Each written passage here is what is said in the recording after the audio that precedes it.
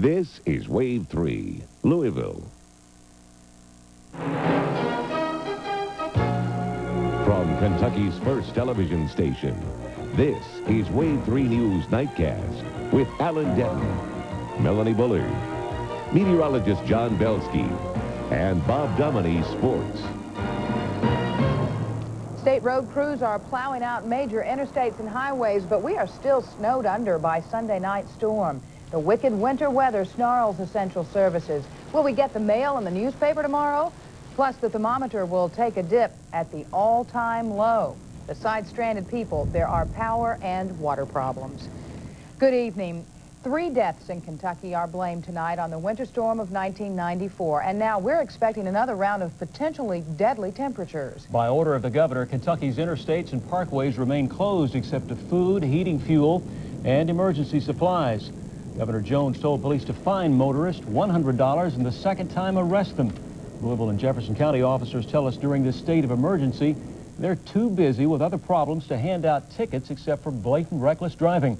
We want to begin our special coverage tonight with John Belsky. The temperatures are reaching all-time lows, aren't they? That's right. Getting real close to it, and all I can say is hopefully this will be the coldest night of the winter. I can't see it getting any colder than this down the road at all. Let's take a look at our temperature here at the Wave 3 Weather Center. We're in downtown Louisville, which is usually the warmest spot around the metro area. And look at that, we are down to 11.5 degrees below zero right now. Now, here's what we're looking at for overnight temperatures in the city. They'll be running about 14 to possibly as low as 20 below zero. Out in the suburbs, out in the countryside, temperatures may dip as low as 25 below zero by morning. Now, looking at the record book here, for tomorrow morning, our record low is at 14 below. I think at Stanford Field will drop to about 15 below. So the all-time record low of 20 will probably hold, but still very, very close to it. When you're out in temperatures like that, how fast can you get frostbite in your skin? Well, usually the rule of thumb is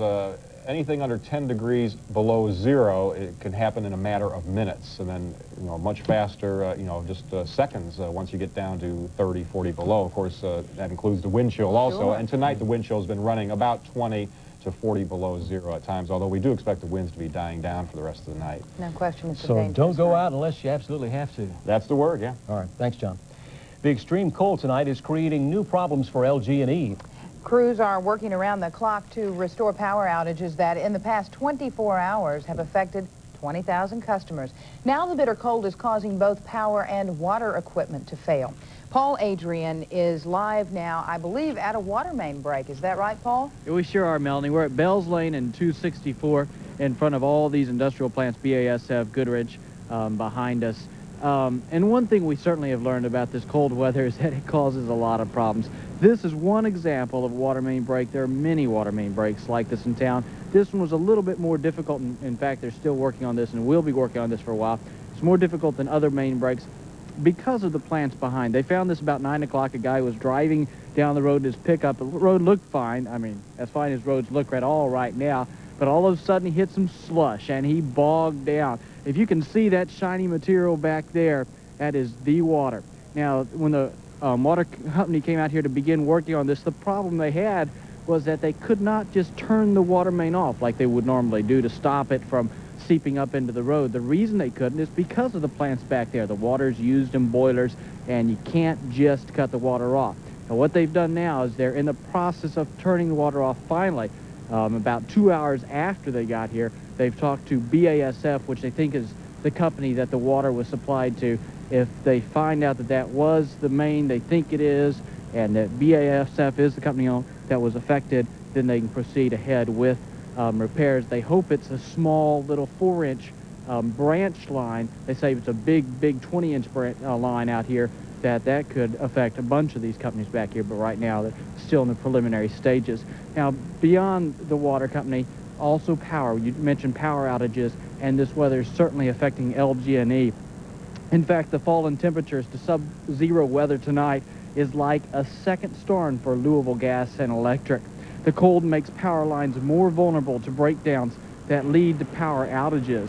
The lines contract, lose flexibility, and break when put under stresses like tree limbs filled with snow. We're seeing are the result of tree limbs, snow-laden limbs and trees that have either completely fallen over power lines or are leaning against them enough to cause this kind of failure.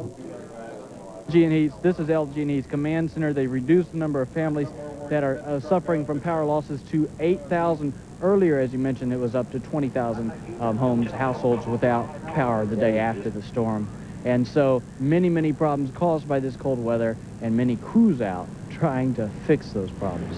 Melanie. Paul, it's mighty cold out there. You need to get in, too. I certainly intend to do that soon. All right. Thank you, Paul.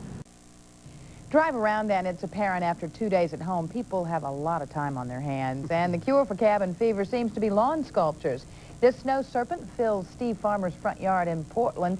And Farmer tells us he's glad the 4-hour project was completed yesterday. I wouldn't recommend it today, no. It's too cold. Yesterday it wasn't too bad, but today it's too cold. Gone are the days of the simple old snowman. Big is in. In New Albany, Ross McGloshin spent all day yesterday sculpting this snow Corvette.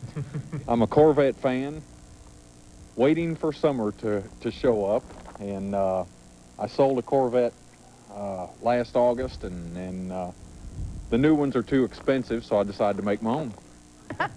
McGloshin built the Corvette by himself.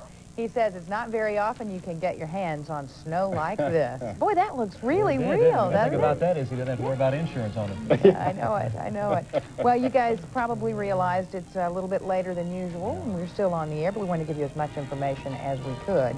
We'll be joining Jay Leno in progress. For right now, we want to thank you for watching. Good night.